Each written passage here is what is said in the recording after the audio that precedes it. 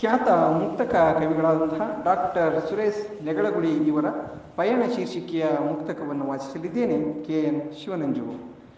ಜೀವನದ ಯಾನದಲ್ಲಿ ಅರ್ಧ ಕಾಲವು ನಿದ್ರೆ, ಜೀವನದ ಯಾನದಲ್ಲಿ ಅರ್ಧ ಕಾಲವು ನಿದ್ರೆ, ನಾವೆಯಲ್ಲಿ ಚಲಿಸುವಂತೆಯೇ ಜೀವನ, ನಾವೆಯಲ್ಲಿ ಚಲಿಸುವಂತೆಯೇ ಜೀವನ, ಭಾವದಂಗಳದಲ್ಲಿ ಹಗಲಿರುಳು ಬಿಡುವಿಲ್ಲ, ಭಾವದಂಗಳದಲ್ಲಿ ಹಗಲಿರುಳು ಬಿಡುವಿಲ್ಲ, ನೋವಿರದ ಬದುಕಿನಲು ಧೀರತಮ್ಮ, ನೋವಿರದ ಬದುಕಿರಲು ಧೀರತಮ್ಮ.